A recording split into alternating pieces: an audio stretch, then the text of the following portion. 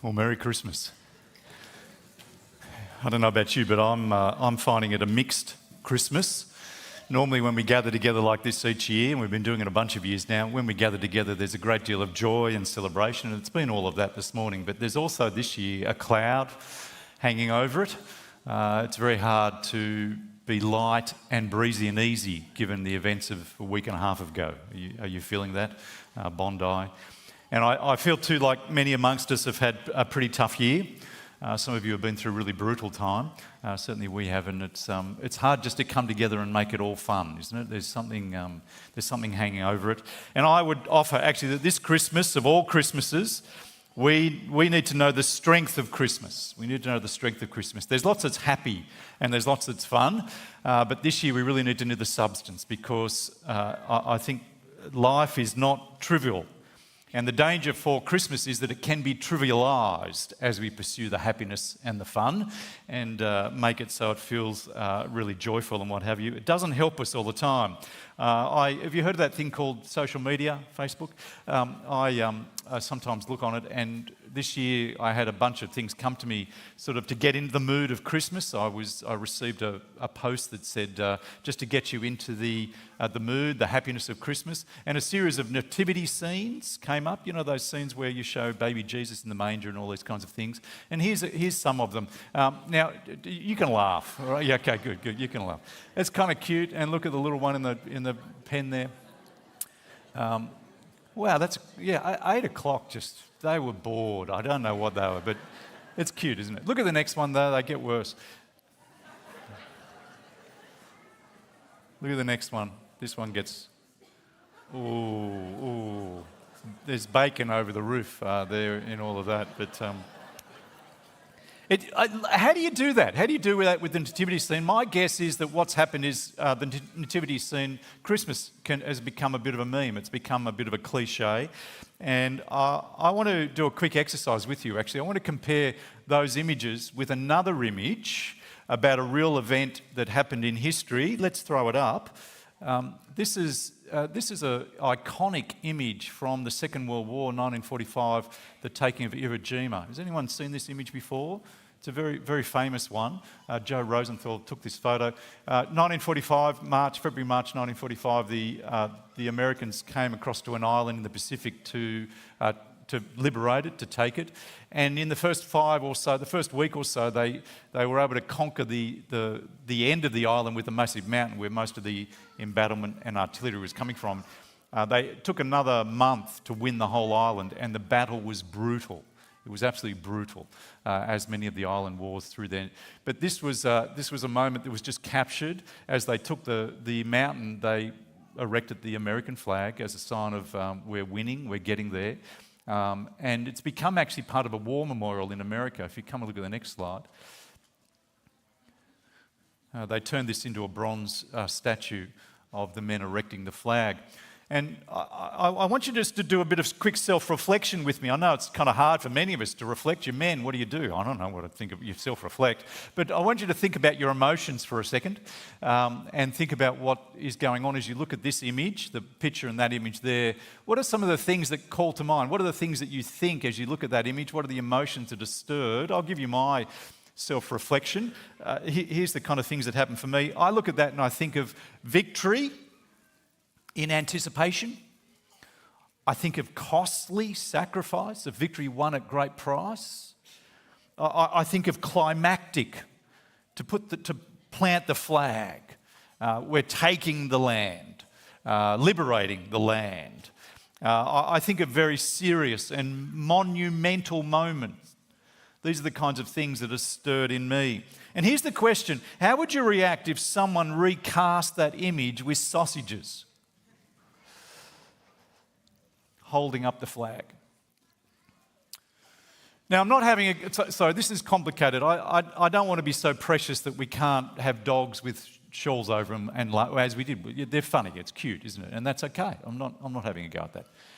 But I do want you for a moment this morning to share with me the wonder and the greatness and the glory of this moment that we gather to celebrate. And I want you to appreciate that this cannot be trivialised. that what we're doing together as we gather to remember this particular event is an extraordinary, powerful, serious moment in human history. We gather to remember the birth of a baby and the events that happened shortly after that, the stuff that's recorded for us in Matthew chapter 2. Now, Matthew chapter 2 talks about the fact that after Jesus was born in Bethlehem in Judea, so after he was born, we're now not talking at the birth, we're talking about events that happened some months after his birth. He's now a little child, which means your nativity scenes are typically wrong if they've got magi coming and wise men around the nativity. They didn't arrive until many months later, and there weren't 3 of them. There are 3 gifts, but we don't know how many of the magi. But after Jesus was born in Bethlehem in Judea, during the time of King Herod, magi from the east came to Jerusalem and asked, "Where is the one who has been born King of the Jews? We saw his star when it rose and have come to worship him." They've come now to give their praises and their gifts. Now, we gather to celebrate that event, and the danger is that we can lose the seriousness of it. There are elements in this account that in our materialistic world, in our material-only world, it can be left open for people to mock it and trivialise it, the miraculous stuff. It's easy to make a joke of it. The Magi and the star, you see. There's a group of Magi. Who are they? They're ancient astrologers from the east, from Iran, Iraq, that kind of region. And they see a star in the sky. And this star in the sky is one that they can follow. How is that possible? That's not the nature of stars. People suggest perhaps a comet, but there were no comets at this time in history. We know our astronomy, and that's not the case. But this star actually rose, verse 9, and went ahead of them and stopped over the house where the child was. So what is going on here? Clearly there's something miraculous happening. And this is the kind of thing that can lead people in our kind of age of anti-supernaturalism to go, scoff and mock. But there are parts throughout this account that are not easy to dismiss. Chapter 2, verse 1, after Jesus was born in Bethlehem in Judea, during the time of King Herod. Now, they're important little moments that are mentioned there. They're very specific stamps. Bethlehem, of course, is a real town. Judea is a real region. That's what Palestine used to be called, Israel used to be called, Judea. And Herod is a real political history figure. He was a ruler of that region. We know a lot about Herod from outside the Bible. He was ruling under the power of Rome, but he ruled from about 37 BC to 4 BC. History tells us this is the case, which means, just incidentally, that Jesus was born during Herod's reign, which means he was born before 4 BC. Our dating is wrong. But anyway, another story. This King Herod was a powerful man. He was called King Herod the Great. And he was corrupt, but hugely powerful. And he was a self-styled ruler over the people of Israel, over the Jewish people. Well, Jesus is born during his reign. He is not born a myth or a legend. He is born at a time and place. One of the other parts that's even less easy to dismiss, so the history, the fact that it's historical makes it hard to dismiss, but the other part that makes it hard to dismiss too is, when understood rightly, and deepens our sense of what happens, is the prophecy. You see, there's one quoted here, you might have heard it read there when Aaron read for us, verse 6, that comes from an ancient book of the Jewish scriptures, written many centuries before Jesus, in Micah chapter 5. And it speaks of the birth of a king. And you see, what you've got is the Magi. They arrive and they come into Jerusalem and they say, "Where is this king of the Jews?" And when King Herod, verse 3, heard this, he was disturbed, and all Jerusalem with him. And when he called together all the people's chief priests and teachers, he asked them where the Messiah, the king, was to be born. And so they took him back to these prophecies, of which there were many. This is only one among a number. Herod's disturbed because there's talk of a king coming, and now it's said that this king is the real king of the Jews has arrived. He's disturbed. But there are many other prophecies that speak of this king, and Herod knew this, and these teachers of the law knew this. In the very first book of the Bible, Genesis chapter 48, there's talk of a ruler who will come from Judah, and obedience of the nations shall be his. He won't just rule over one nation, he'll rule over all nations, right at the very beginning of the Bible. In 2 Samuel, we're told that God will raise up a child and establish his throne forever. In Isaiah 11, we're told that this child will draw all nations to himself. In Psalm 72, we're told that kings from distant shores will bring tribute to him and bow down before him, and all nations will serve him. And in Isaiah 60, we're told that all from Sheba will come bearing gold and incense and proclaiming praise of this one. There's just a handful of the many prophecies that sit in these ancient documents written long before Jesus. Well, Herod, disturbed, but possibly that the real king has come and threatening his own rule, and the people are disturbed with him because they're disturbed about what Herod might do in his madness, but also disturbed about the lifestyle that might change if another king comes. They're prospered under Herod. Herod's prospered. What if a king comes and disturbs all of that? And so they went to the experts. Herod went to the experts and said, "Where is this king to be born?" And the experts went to Micah chapter 5 and said, "Bethlehem, in the land of Judah. By no means the least amongst the rulers of Judah, for out of you will come a ruler who will shepherd my people Israel." Another prophecy. Not a vague and strange prophecy, an explicit prophecy about the very town that Jesus would be born in. Extraordinary, these prophecies. Now, Herod wanted to know, not so that he could do as he said, go and worship him. He wanted to know so that he could actually put an end to him, because he didn't want a threat to his rule, his personal power. And in fact, we find out at the later part of this chapter that Herod actually, when he couldn't work out where Jesus was, actually put an end to all of those under two to make sure that this king was gotten rid of. I point this out because there are things in this passage in a society that dismisses the supernatural that you might laugh at and trivialise, but there are things in this passage that you can't quite dismiss as easily. History, the exact time and place is told us. And prophecy which is clearly supernatural and clearly came true, which is the power of prophecy. Prophecy is a real world thing. It's not something you can fudge. Prophecy is spoken, it's put in documents, it's written there, and the only way you can test whether it's genuine as a prophecy is to see if it comes true. And when it comes true, you're now in a very different world. What kind of world does it have to be for the ability of someone to tell us what will happen in the future in many centuries to come, and for it to happen in all its detail?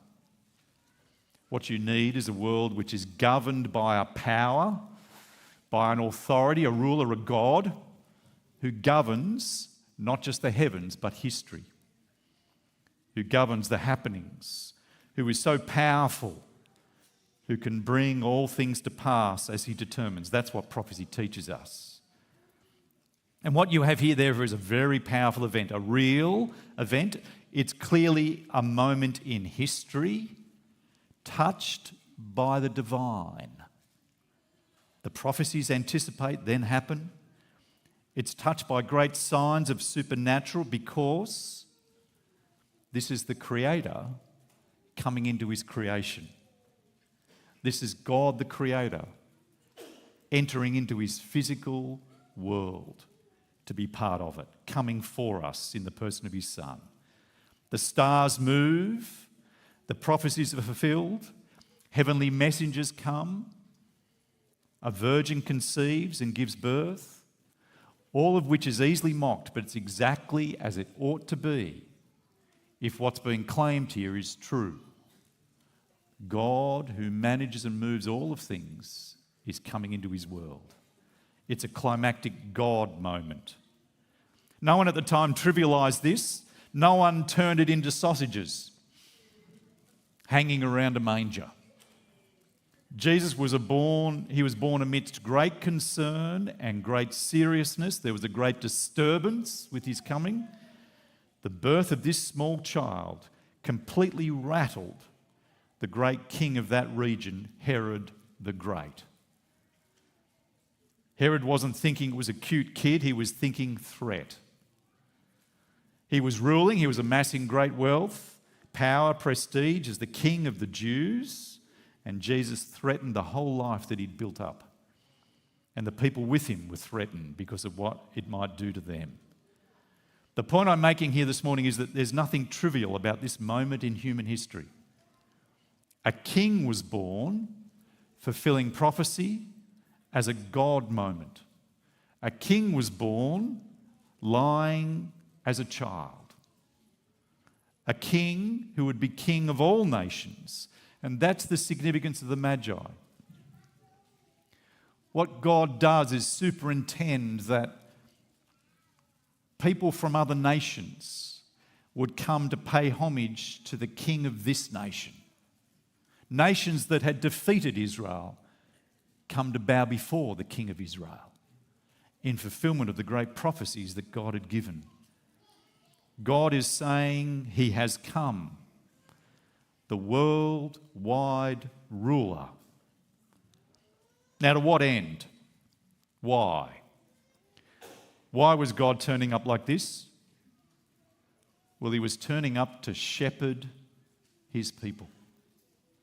He comes to rule, he comes as the great power, but he comes to shepherd. Really important. What we need in our world is something new, don't we? This experience of the last week and a half, our world is broken. Your family, your circumstances, I know that many of you go through great grief and hurt. Our world is broken. And who's going to fix it? Let me give you a tip. It's not the politicians. Sorry to disappoint. They can do some bits here and there and tweak, but we need something powerful. A king comes with great power, born as a child, but he comes not just with power to rule, he comes as a shepherd to provide and protect and lead us into better pastures, to lead us into a new world, into a new creation. And the adult life of Jesus is all of this. The adult life of Jesus is one who cares for and protects and guards the weak and uplifts and holds and loves and cares for. And he's the one who displays great power because in his death, he destroys death and absorbs it into himself and comes back to life again as the great moment of victory over sin, Satan, and death. Jesus, the King.